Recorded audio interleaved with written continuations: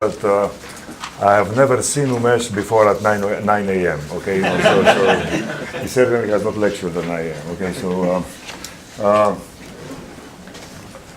excellent. So I know what's in your mind. Italics of the second line? Sorry? Is there significance to the italics of the second line? Pardon me? Italics. The second line's in italics, but not the first. It is green. Yeah, it's green and italics. So it's not actually, it's not italics. It's a different font. Okay, it's supposed to be an earthy font. Okay, yeah. So, I see, so there's significance to it. right, yeah. Yeah. Ask me any questions about Daniel. You can ask me about my slides anytime. Okay, right.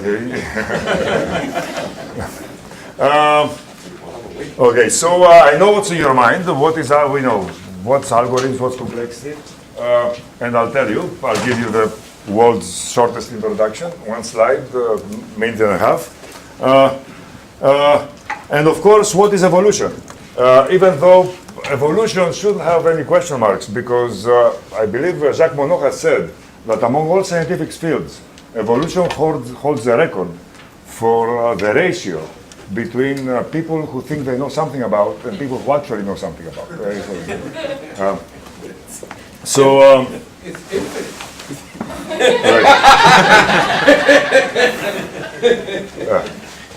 Infinite was the comment, yes. Yeah. So what are algorithms? Algorithms, in case you don't know, is the engine of the IT revolution together with Moore's law. Okay, so this is the conveyor belt that brings you Moore's law. This is why we have these gadgets. They do everything. They simulate physical systems, optimize decisions, process communications. Every day you deal with more algorithms than people. So what is the theory of algorithms? The theory of algorithms says that fast is good. All right, I mean that's axiom number one. Then fast means polynomial, okay, polynomial time. Third, fast is not always possible, okay? So this brings us to complexity, which is sort of the flip side of algorithms.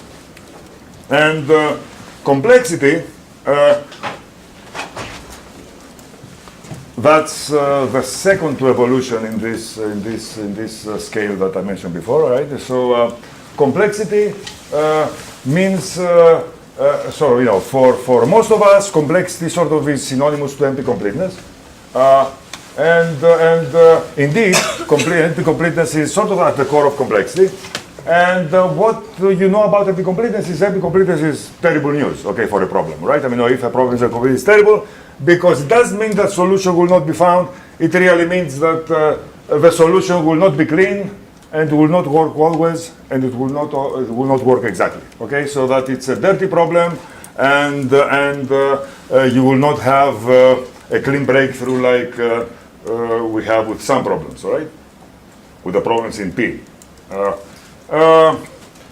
Then, and this is important for this talk, there are more exotic shades of complexity. Empty completeness is good and nice and solid and important and ever-present, okay, sort of, but there are more exotic shades of complexity. For example, factoring, taking a big number and trying to find its prime factors, is not empty-complete, cannot be empty-complete, nobody expects it to be empty-complete, and still it's hard.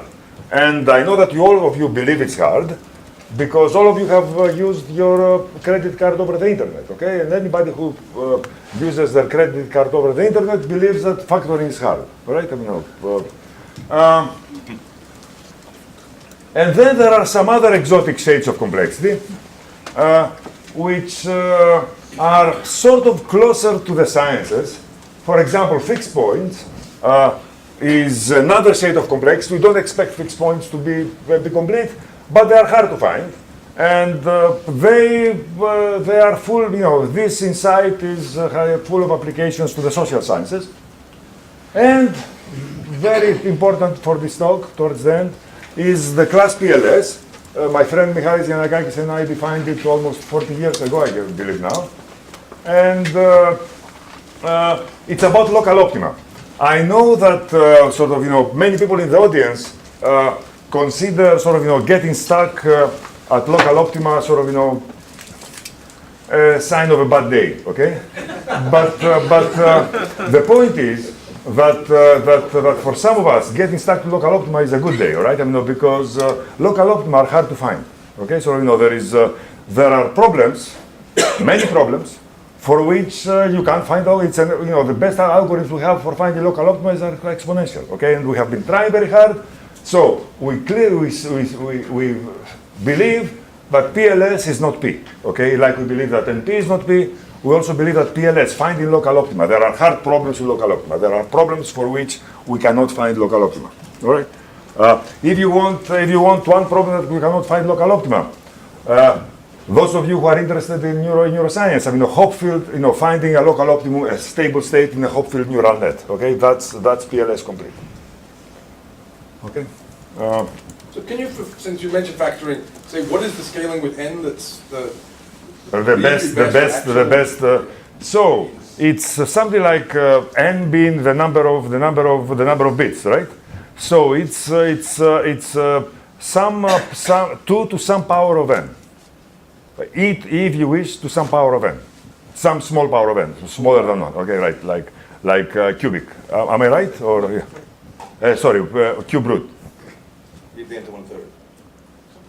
Yeah. So this is the best algorithm we have right now. Okay. And are you going to talk about the difference between worst cases and typical cases? And No, so we all understand that complexity is about worst case and life is about typical case. And of course, so every time I present complexity results, I will present with implicit humility that this is about worst case.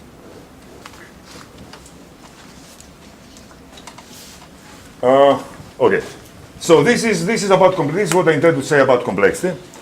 As I said, we believe that all of this, including anti-complete problems, require exponential time. All right?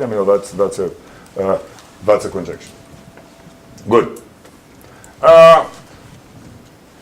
I want to tell you about one particular algorithm, okay? Because if you have to know one algorithm, this is the algorithm you should know, okay? And that's the algorithm about the experts problem. The experts problem is the following. Imagine that every day you must choose one of an experts. Imagine that these are financial experts that are going to give you advice about what to buy, what to sell, all right? Now, the rules of the game are the following, that the advice of an expert, of expert I on day T, you do this for a year, for a few hundred days, results in a gain G of I for the expert I and day T, which is in the interval -1 + 1, okay? So you may lose $1,000, you can win $1,000, okay? Or anything in between. All right, so far? Okay, so the challenge is the following. You don't know these people, okay? And then you start sort of, somehow trying them all and so on. And you want, imagine you have 10 experts, 10 equals 10. You want after like a few hundred days to look back and say, okay, the best expert was expert number 7. And by God, I have done almost as well as the expert number 7. Okay, in other words, you want to do as well as the best expert in retrospect. Mind you, you know nothing about the probability. It's not a Bayesian problem. You don't know nothing about the distribution. And in fact, it's useful to think that the experts are in fact pranksters, okay, who try to embarrass you, okay, who try to make you fail in your goal. Okay, this is sort of a useful mindset. In other words, worst case is good sometimes, right? Okay, and I know what you are thinking, but you are wrong. It can be done, okay? And it's such an incredible fact that this can be done that it has been discovered half a dozen times and forgotten. Okay, so in other words, people forget the shock. Yes, John. So is that with or without regression to the mean? So is best is the realization of the expert, or is So best is, is the expectation of the best expert? To do as well as the expert actually has done. Okay. In other words, if you had picked the right expert from the beginning and followed her advice all the way, you would be almost as well. Okay, including regression to the mean effects. Right, yes, right. But there is right. Including everything. But as I told you, these experts are really sort of, are really, this is a really adversarial time series, okay? So, okay. So it has been discovered many times, like in economics, in control theory, in AI, in computer science, where the computer science takes credit for discovering it last, not forgetting it. Okay, so we call it multiplicative weight update. Okay. So what's the multiplicative weights update algorithm? Initially, you assign all experts the same weight. In other words, every expert has probability 1/10. Okay, and then you draw from them, but you observe everybody, right? I mean, you see how well everybody's advice has done. Or think of the distribution as a stock portfolio. Okay, so you basically follow order advice and with 1/10 in the beginning. At each step, you increase the weight of each by 1 plus a small constant, 1%, let's say, plus the gain that resulted. In other words, if this guy did well, you boost them. If this guy did poorly, you decrease their weight. And then, of course, you normalize to keep this distribution, all right? And the theorem says that it does as well as the best expert, give or take square root of t. Okay, G is how it's done all cumulatively up to that time? Right, yeah. Oh, no, sorry. G is how it's done. That day, okay? How well he did that day. And, if you want to have a sort of, a impressionistic idea of the proof, each day, pi becomes pi times this, which is like pi times exponential of this, and therefore, after many days, pi is the exponential of the total performance. And therefore, the portfolio will consist almost exclusively of the best performing stock in hindsight, okay? Because this is going to be huge, right? It's one of these instances where you exponentiate something and suddenly clarity is attained. Unless, of course, there are linear ties, in which case you don't care much. And there is a possibility that you are out of sync, but this will not happen. Okay, so this is basically why this works. All right, the true proof is sort of very uninsightful. It's a potential function argument. Okay. Is there any kind of correlation between the values not at all. Not at all. These are, as I told you, you can imagine usefully that the experts are trying to make you fail in your goal. Okay? If you put too much on this stock is going to go down. Okay? Still, you are going to do well. Excuse me? And can you also do it if the gain is multiplicative? So that you sort of investing whatever you gained? So I'm pretty sure you can. I don't know exactly what you would do, but I can. For example, then I guess you would play. This would be logarithm, yeah.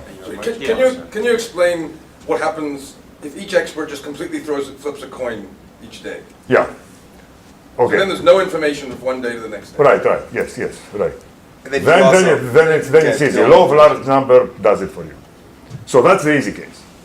The hard case. You don't get anything. You get random. You get nothing. But you don't track the regression to the mean. If the law of large numbers doesn't apply, this expert will be significantly above the average, and you won't necessarily be significantly above the average.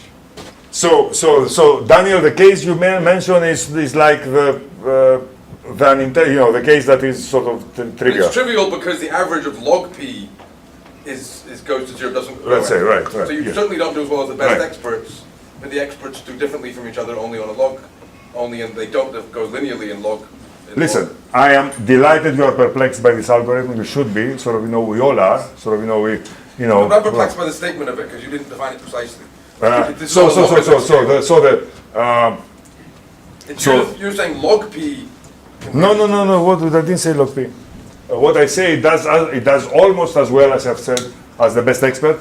Almost means give or take 1 over square root of the number of days.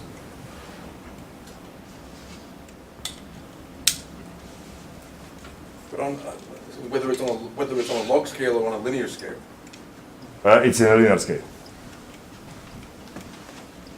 It's money, okay? So, the money you are going to get in the end is 1 over square root of t, 1 over the square root of 1,000, close to what you would have gotten from the best expert.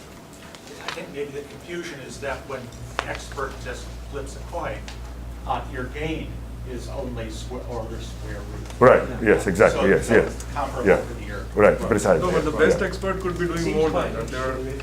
There are N people who are doing this. Maximization algorithm. Because Wolfgang Marsh has implemented that in neural networks, and he uses exactly this multiplicative weight update. He should, yes, right, yeah. He should, I would, yes, right, yeah. I'm not sure about the definition of an expert. Say you have a ranking of how good each expert is. No, no, you don't, you know nothing about the expert. No, but I say underlying, you have a ranking No, and then no. each generation. No, you just look in the end of 1,000 days, you look how they have done. I understand. But I'm just saying, if the process, if the experts are defined, you don't know it. But there's a ranking of experts, but each generation you take the best expert and flip it with the worst. I don't see, I don't, that's not what this algorithm does, okay?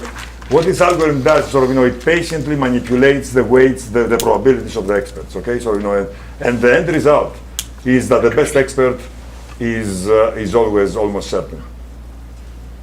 Okay, so that, if there is a winner, then the winner wins big. And so, so it's one of these situations of probability where by exponentiating, you win. So, yeah. I think you're saying what happens if the experts take turn at who is best in each Yeah, turn. just that And it's that's a fine out of because this sync. works no matter what they do. If that's one strategy, it works against every strategy. So this is one strategy precisely that will do well no matter what the experts are. So how hard the experts are trying to make you fail, they will not succeed. So it is a sort of you are supposed to be surprised. Yes, you are supposed to be disbelieving. Look at my next slide. Okay, so this is how this is how we feel, right? The same algorithm solves zero-sum games, linear convex programming, network conjecture, solves an incredible array of problems that it has no right to solve, being so primitive. And frankly, we find it hard to believe that such a crude technique can be such a Swiss Army knife. Okay, solves Chrysantas' problem, solves everything you want. Okay. So there's still a free parameter in that algorithm. Sorry? There's one parameter in the model, right, which is the... Epsilon. Yeah. Excellent. Yes. So epsilon is important, and epsilon has to do with evolution also. Okay. Good. Epsilon is a selection strength to use. There's no way to do much better than the best expert in this, is there? Much better than I see. Much better than the best expert. No. I guess this is information theoretical. You can't. If there was some pattern that you could pick up, if they weren't being totally adversarial, you could do better. Oh, I see. Yes. Right? Yes. You Yeah. can't do that. True. But Christos' strategy won't. Right, exactly. Yeah. Rick. Maybe this is where you're going, but this is unlike the evolutionary setting in the sense that there's not a carrying capacity where all these gains across the experts are constrained to some value, for example. You'll see.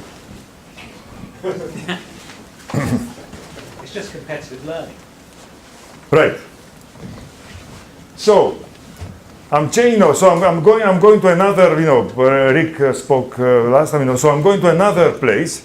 Heuristics inspired by evolution. Okay, evolution is completely inspiring. Okay, so a lot of computer scientists since the 1950s have been inspired by it and written algorithms for it. Inspired by it. Okay, so and these are some pioneer names. Basically, there has been a sort of a succession of such algorithms that Umesh has contributed something that said go with the winners. there is simulated annealing, influentially proposed by Kirkpatrick, and so on. Taboo search, many variants, and of course genetic algorithms. Okay, and the genetic algorithms basically, as most of you know, they maintain a population of solutions. Each is encoded some kind of genotype. The fitness coincides with the goodness of the solution. The next generation is created by mutations and usually recombination. And this was influentially proposed by Holland as a master plan for designing effective algorithms for solving hard problems. All right? And with some theoretical support that is going to do good.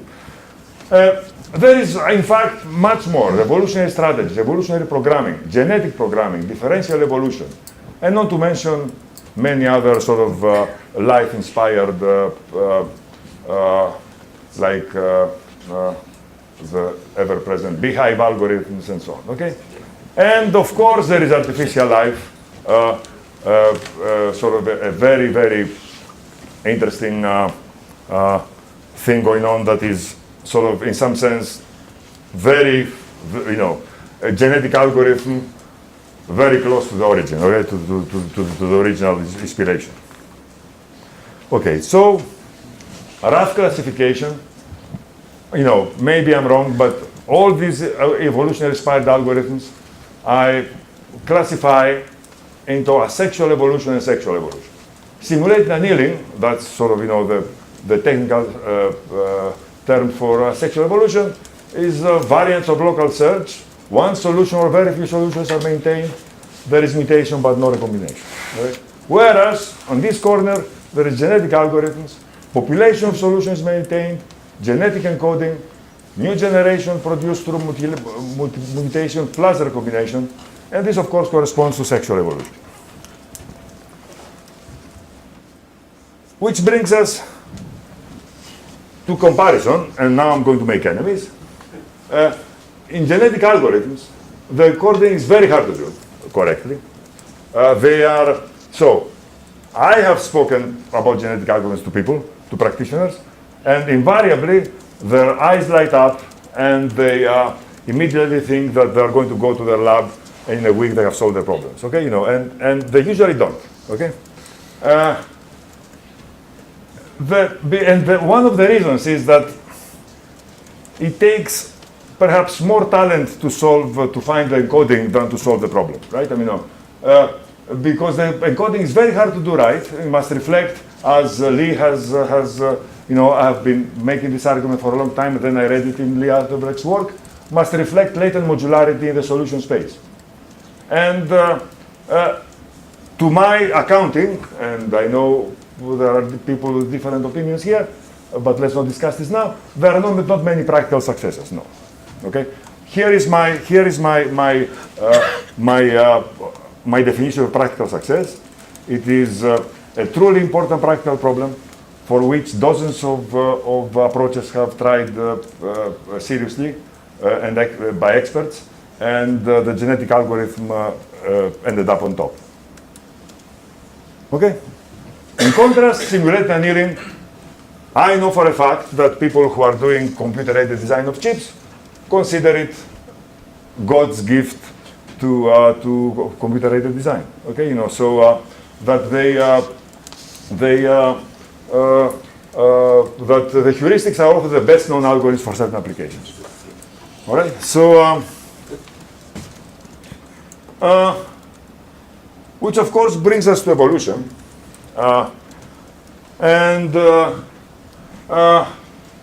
It's of course, as we all know here, the world's most fascinating problem, and I know it better than most here because I discovered it late in life. It has a powerful and comprehensive theory. It has a flood of data, and still many mysteries remain. Okay, and just to highlight a couple, there is the mystery of the role of sex in evolution. There is the mystery of variation, and a few others. All right. So let's talk about the role of sex. Sex is ubiquitous in life, despite its multifaceted costs. There is no discussion of the issue more competent than the 98 paper by Barton and Charlesworth. This fact, the fact that sex is ubiquitous, makes the apparent advantage of simulated annealing over genetic algorithms hard to explain. Okay, so this had been sort of, an annoying, I have been studying algorithms for the better part of the last half century, and this had always been a stickler for me, okay? How come nature's favorite trick falls on its face when programmed on a computer? Okay? And again, I'm making more enemies here by the minute, okay?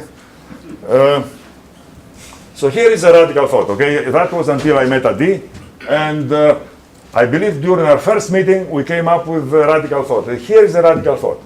What if sex is a mediocre optimizer of fitness? Okay? What if the performance of genetic algorithms was to be expected? Could have been predicted. Okay?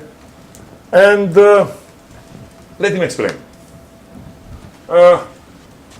This is the two locus non-additive two locus fitness landscape. The integers are the fitness of the combination. In other words, rows are alleles of gene A, columns are alleles of gene B, and the entries are the expected number of offspring, let's say, for this genotype.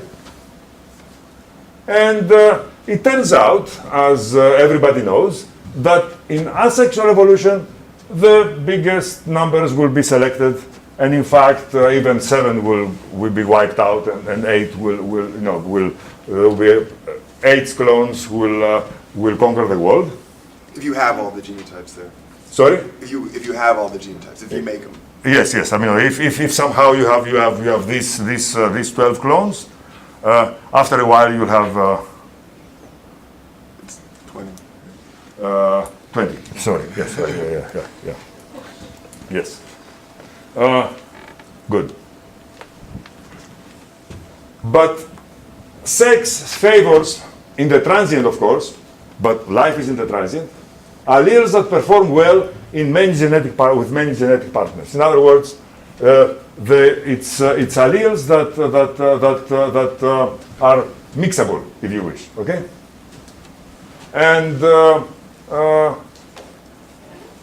so, in some sense, this is sort of the, this finding which sort of, we supported by much calculation is, in some sense, to my mind, explains the conundrum that I had before. I mean, why is it that the genetic algorithms? I mean, there is actually, I mean, sort of, if you want, if there are many other ways to see this, but I mean, I believe that mixability is a predominant one. So there was a crucial sentence which you said there, which I think you didn't say a month ago, which was that life is in the transient. I didn't say it a month ago, but you made my life so hard because I hadn't said it that I decided to say it. So the question is, so how do you know that life is in the transient, right? That's on time scale of the transient. Because I'm alive, Daniel. Okay, that's the normal argument. Yeah, I'm not in my equilibrium. I know that. Yes, right. Then there's the crucial questions of the time scales of the transients, right? Right. Yes. It's very crucial, and I'm going to come to that. Excellent. So here is another way to look at it.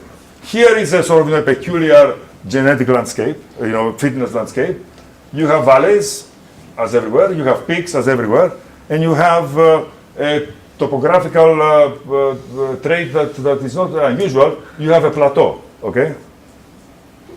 And the theorem that we proved with Mark Feldman and Adi is that unless the peaks are ridiculously high, in other words, twice the plateau, then the plateau will prevail under sex. This is, wait, sorry, this is when you have sex, every generation, the alleles are completely split up. Yes, right, yeah. I don't know what you do in your family, but yes, that was what happened. Even in us, if we're talking about one gene, right? Right. And what is it? It's millions of I mean, generations? and most species don't do sex. I understand. Yes, right. Yeah. Just So as we they do feel doesn't make it that they don't do sex as we know it, but I understand. I'm fully aware. Yeah. Right, but the time since a typical gene has done sex is longer than the time since we separated the chimpanzees. Yeah. Is that with mutation as well? Sorry? Is that with No. mutation? No. mutation- So what I'm talking about now is at a time scale that is finer than mutations. Okay, so in other words,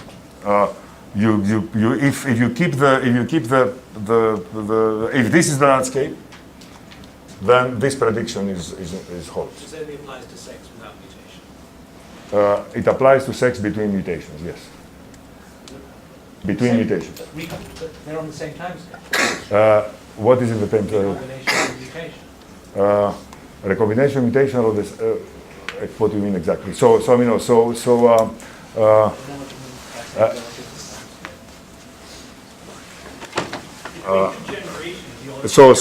you think between two generations, I believe that you always have a recombination. Very little. Sorry? Very little recombination. Very little recombination. Always True. have mutations. Sorry? You always have The model examines,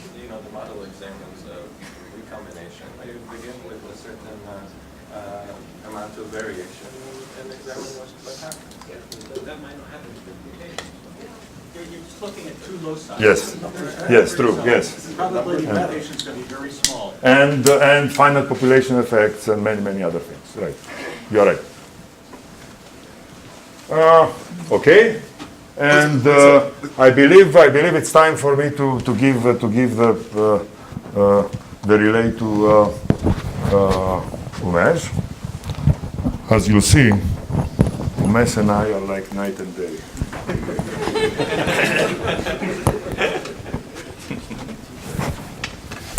We get to guess which is which of. I guess you'll get to see immediately. Okay. Since yesterday there was a lot of talk about what kind of algorithm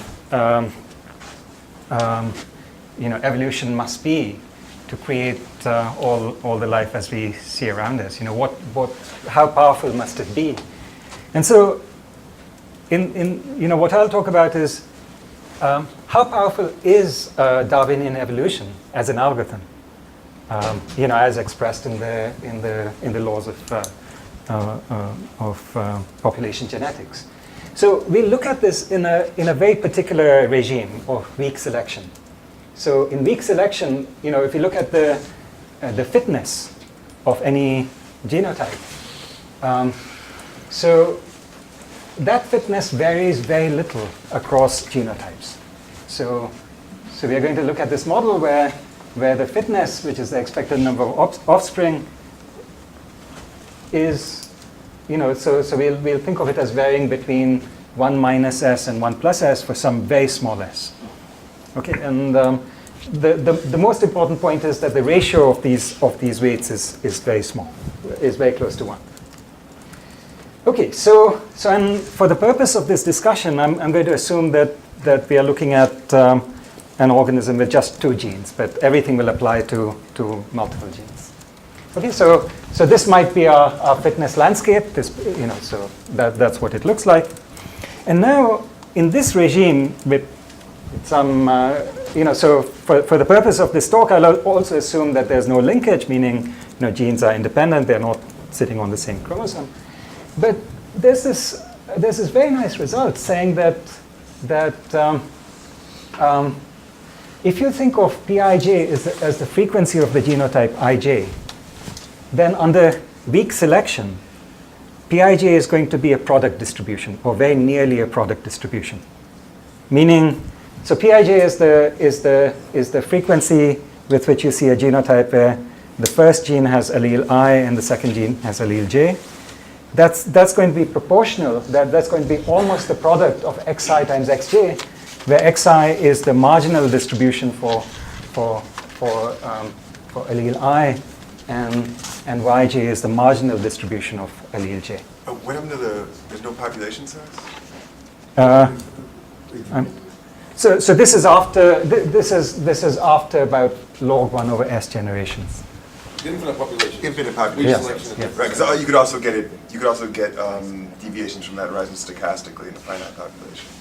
Okay. So we Sure. yeah, sure. Okay, so the point is that in this particular regime, you get this very nice decomposition where you get almost a product distribution.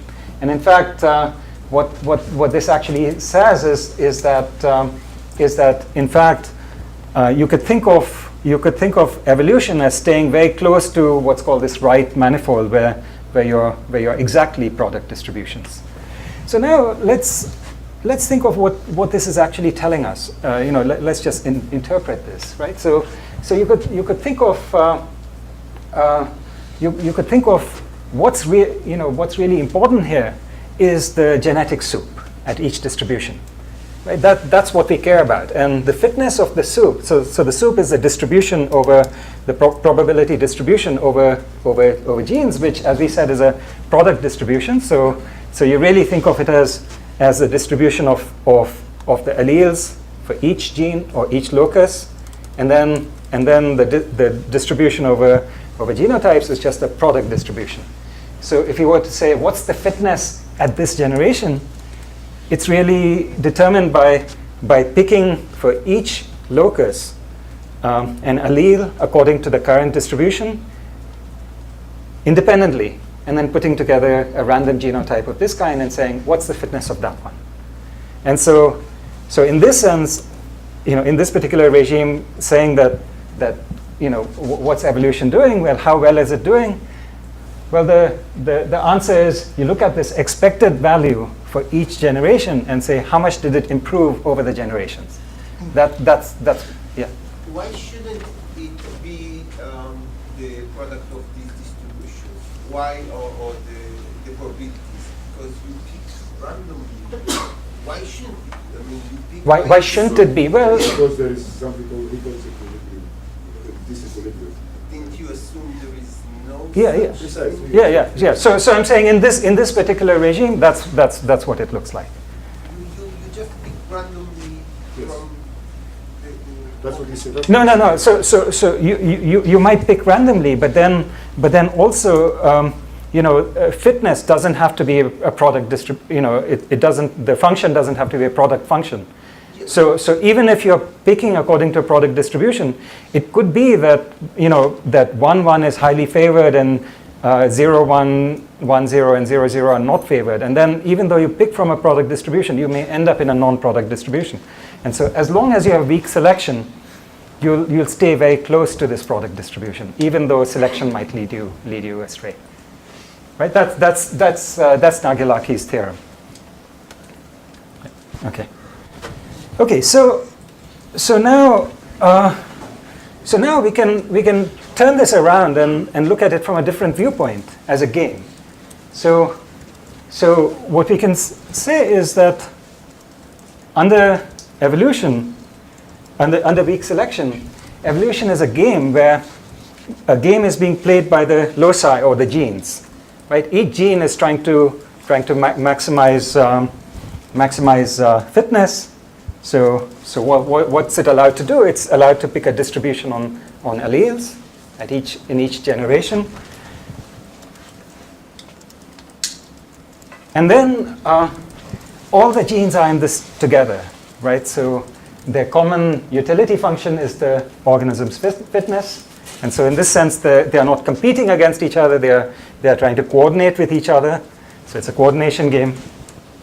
And then the main thing that we showed in this particular regime is that if you look at the equations of population genetics, they are equivalent to saying that the players in this game play according to the multiplicative weights update algorithm. Right? You get exactly the same equations in both cases. Okay, so why is this interesting? Well, it's interesting for all the reasons that Christos said, which is that multiplicative weights is a very powerful algorithm, and so it's interesting that evolution a la Darwin, already includes within it a very powerful algorithm. But it's it's a powerful algorithm when you look at it correctly, when you formulate it as the correct game with the correct objective function. Okay, so now, of course, one might say, look, it's very nice that biologists might say, well, it's very nice that the computer scientists are finally on board, because we always thought this was a very powerful algorithm. Now you know it too, right? So but there's something.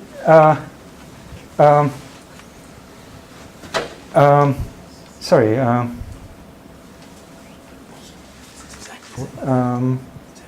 Okay, so maybe.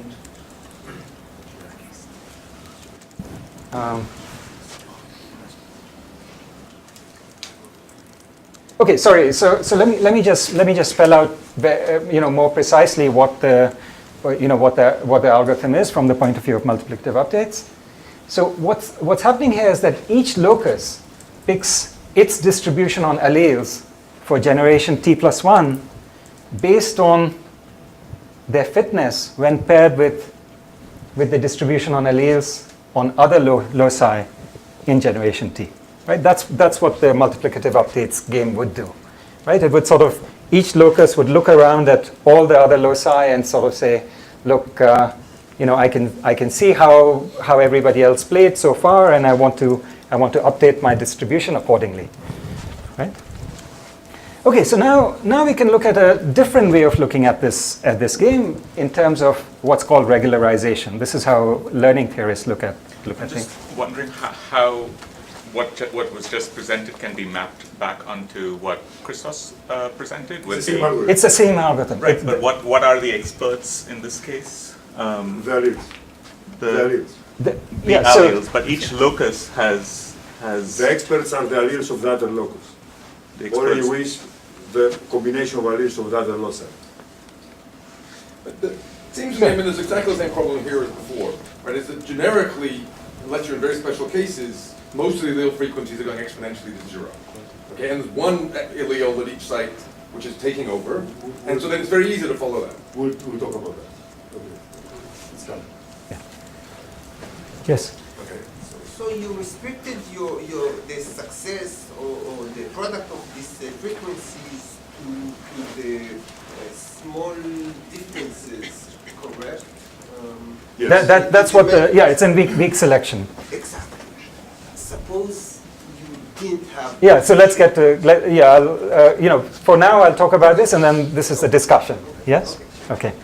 Okay, so once again, just to make it clear, the expert's game is being played on the alleles. So at each locus, you have a probability distribution on alleles, and then each locus sort of updates this probability distribution at every generation by saying, well, these ones did well, these ones did poorly, the ones that did well, you increase the probability of, the ones that did poorly, you decrease the probability of.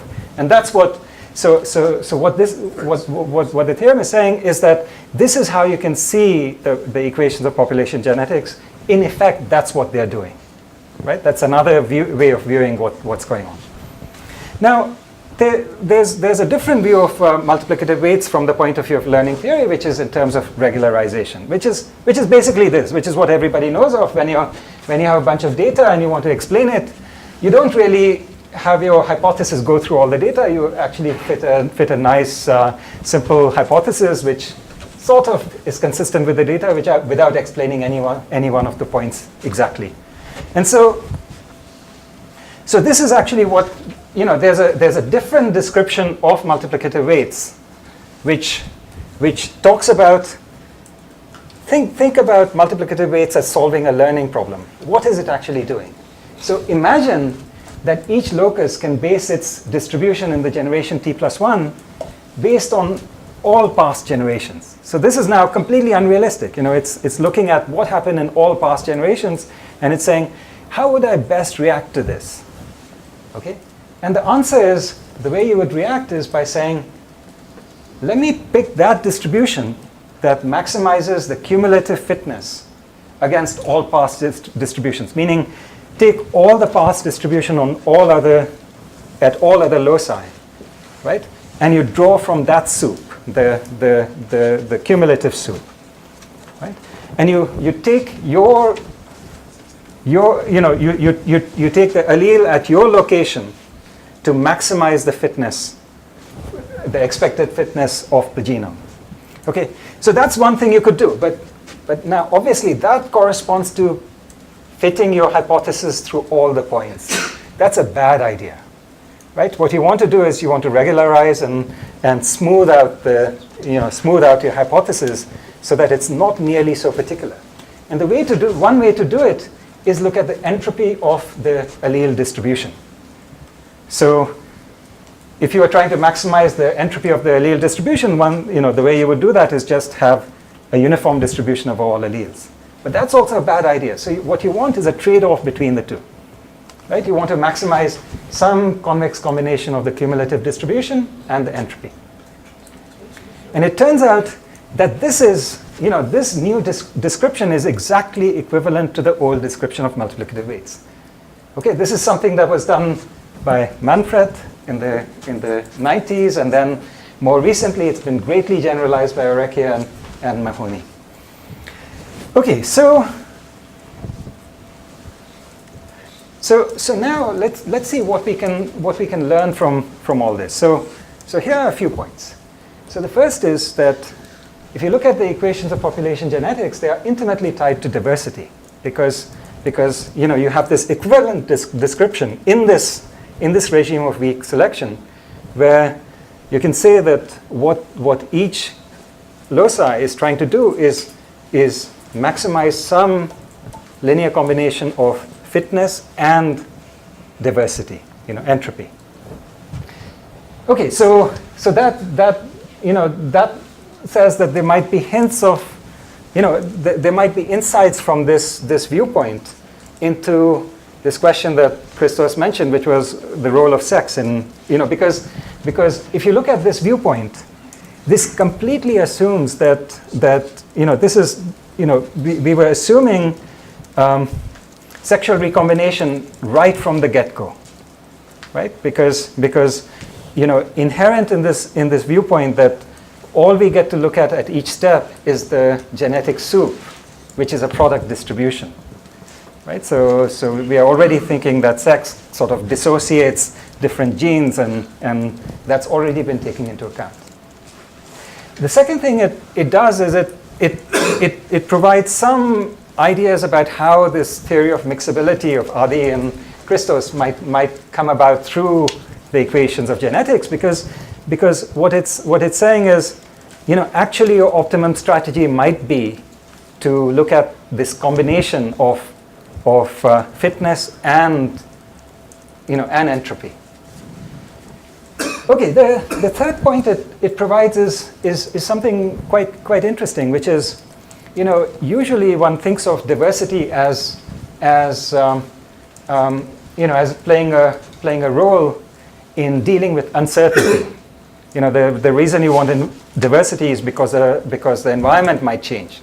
But in fact, this is telling us there might be another reason to have diversity, which is just for straight optimization. So assume that you have the function you're trying to optimize against is fixed. Your environment is completely fixed. Even then, just to try to optimize against it, you're doing some search in some space.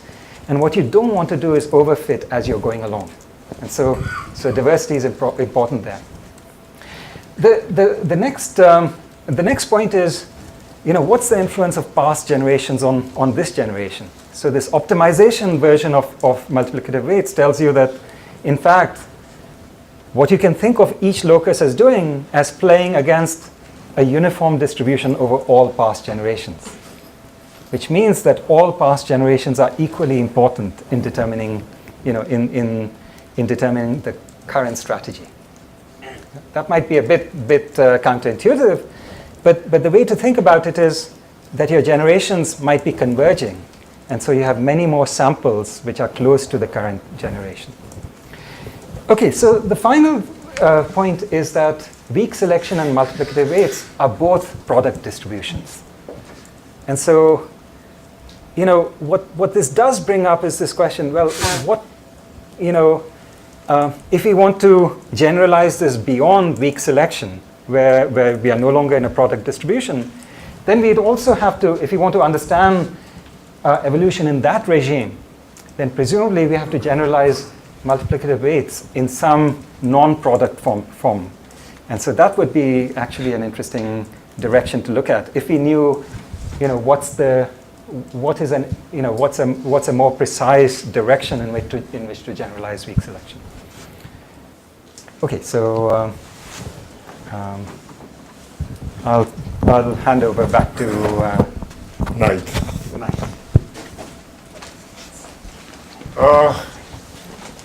So I'll try to finish in an hour. I can do that. So coming back to, you know, we talked about algorithms. Let's talk about complexity for a while. And I'm here to admire very early complexity results before any computer scientists have proved any complexity result by J.B.S. Haldane, who proved the following, that if an adaptation happens to an environmental change after which a rare allele favors survival, then its cost, measured in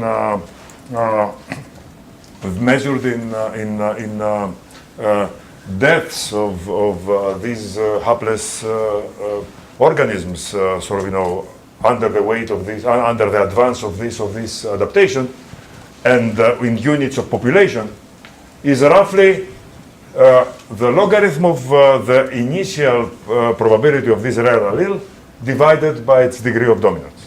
Okay? And Haldane and then later Kimura, they make a lot of efforts to say how many populations, how many population sizes do you lose per adaptation, and it turns out that numbers between 10 and 300 or 400 come up. Okay, so this means that the rate of adaptation cannot be, you know, this restricts the rate of adaptation. Okay, in other words, you cannot have too many adaptations. You can have one every 300 generations, perhaps. Soon after that, Kimura wrote a wonderful paper in which he says, therefore, you know, he makes a very elegant argument to argue that information on our genome accumulates with rate about C per generation. Okay, and then he makes another very, very elaborate calculation saying that sort of, you know, does the human genome, which at that time was being figured out, can contain all this information. And the reason I've been able to tell you about Kimura's paper is that Nick Barton, about 2 weeks ago, showed it to us in this program, and ended with the following very interesting comment. This is a fantastic, interesting argument, except that it assumes that selection acts on individual genes. Okay? Which, in some sense, we have been assuming far too long. Later this morning, you are going to hear Livnat's theory of mutation, not as a random event, but as a genetically informed computational event. In other words, the output of a randomized algorithm running on genes. If, according to Livnat, genetic combinations, genetic networks, and recombination come center stage if you make this assumption. And it begs the question, what if selection acts on genetic combinations? And by the way, the metrics that Umesh and I have been working on in our presentation sort of assumes that genetic combinations are important because these matrices are not additive. And of course, this is the most striking mystery in evolution that in the opening talk, his opening talk of this for this semester, Monty Slatkin confronted us with. Okay, so you know that basically the standard theory of selection acting predominantly on individual alleles alleles plus genetic drift predicts that heterozygosity in a population is about the population size, the effective population size times the mutation rate. Usually that's like a definition. Actually. Sorry? A lot of times that's actually- It's right. Yes. I know. Ian Mattison in his talk described what is effective population size. It is a fictional number that, under some circumstances, is believed to have something to do with the population. Okay, right. I don't think a simple way to say it's a heterozygosity divided by mu. Right, it's precise. Yes, that's another way to say it. Yeah. Good. So this is definitely Sorry. Heterozygosity, by the way, is the chance that you and I are going to have in a particular locus a different allele, okay? A different nucleotide. So heterozygosity in nature seems to be almost uncorrelated to the population size. So the question is Sorry, since The they actual population size. the effective population size. If you take the sub E off the second one, it makes sense. Sorry? If you take the subscript E off 0.2, it makes sense. Does that- Heterozygosity in nature seems to be almost uncorrelated to census population, population right. size. it's the actual population. The actual population. What you're saying is that we don't understand the observed heterozygosity. Sorry, right? Sorry? What you're saying is that we don't understand the observed heterozygosity. That we see. Right, we don't understand. Yeah, that's what I'm saying. So you do not understand it. Yeah. And the question is, can selection on combinations, on genetic combinations, provide some explanation? So, Eric Chastain is a member of this program. Albert, who is an undergraduate here, and they have run simulations. And basically, it appears that selection on pairwise interactions of alleles can be very slow to converge. Can be very slow to converge. Okay. But sometimes it seems to drift up and down at random. Okay. So there is not only random genetic drift. Okay, there is something else. Okay, there is selection drift. Okay, selection that goes like that. There's sex, no sex? So with sex. Yeah, sex is paramount in all of this. Slowness to converge seems to grow non-linear with the number of loci. Okay, in other words, if you take more and more loci, the slowness to converge grows non-linear with them. Depends on parameters, and you get into essentially like a spin glass regime where you lock into one. Okay. So let me tell you now. We do have a theorem. That's a complexity result with Kostas Daskalakis and Livnat, both members of this program. Remember this conjecture that I mentioned? It's basically saying that the class PLS, in other words, finding local optima, is indeed a hard problem. Okay, so you know that, and there have been many PLS complete problems for which we do not have a polynomial time algorithm. All right. So assuming that the complexity world is as computer scientists believe it will be. So now read the conclusion. There are gene networks of n genes with selection acting additively on allele pairs. In other words, it's not acting additively on alleles, it adds actively on allele pairs. All right? I mean, so I'm going just one tiny step towards interaction. Okay? In which even the weakest possible sense of convergence always takes an exponential in n number of generations. Sorry, the fitness is a sum of terms, sum of pairwise terms? The fitness is sum of pairwise terms, exactly. But this is, yeah. And this is in a framework similar to Haldane's? No. This is No, spin no. glass, and then you get- Yes, I understand. Yes, I agree. What pairs? Along the genome, pairs of genes along the genomes, any correlation between these pairs, just the occurrence of these pairs? So basically, you imagine that you have a random genetic network, Okay. and you assign a random fitness to the right. To any pair. and then the fitness, you know, so then you see how what. Some of these. Okay, over the entries to pairs. Yes. Fitness is the sum of those. Right. So it's like you get into regimes like a spin Right. class, which are. It's very much like a spin class system, exactly. Yeah. I'm sorry, I'm still confused because we went from Haldane's to something else. So Haldane, how, you know, Haldane so is using Nick's absolute Nick's objection to Haldane is that, well, this assumes that you only select on. Yeah, but I have a different objection to Haldane's, which is also a common one, that he deals with absolute fitness rather than relative fitness, and the result is fundamentally different for relative fitness. So is this result absolute fitness or relative fitness that gets specified? I believe so. It's a relative fitness in the sense that it's a weak selection. It's so that, you know, everything But is do very. you normalize? Yes, everything is correct. Everything's normalized. Everything's normalized. Yes. Right. Okay. Yeah. So is this the NK model? Sorry. The one No. you're studying? No. How's it different? It's basically, if you wish, it's basically max to set. Yeah, so the NK model with Yeah. k equals 2. K equals 1 actually. This is the NK model with k equals 1. Yeah, it's just Okay, so I mean, also we call it max cut. You know, locally optimum max cut. Yes, right. Did it also PLS technology? Yes, because that's not combinatorial. The algorithm is not combinatorial. But that's an interesting question. Yeah, so I want to talk to you about that.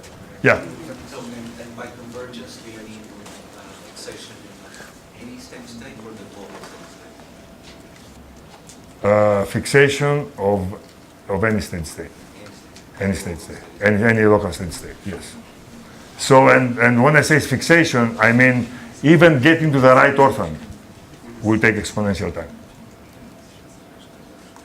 So presumably this is very sensitive to having absolutely no main effects. In other words, you have a mixture of additive effects, randomly chosen, plus pairwise effects, randomly chosen. The additive effects get dominant. Get it? So Okay.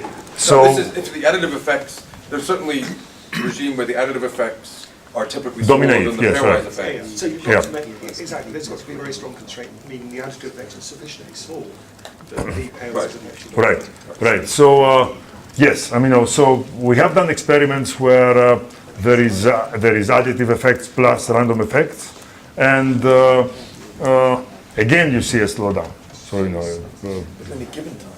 in fact, you can see a slowdown of the sort that it peaks at some point and then it recedes.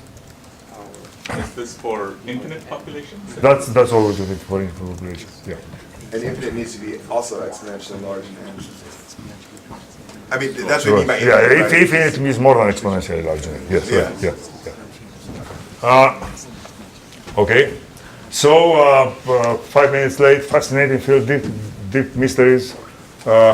Computationally side, I think, seem to add to what we understand. And I want to emphasize the game between James' metaphor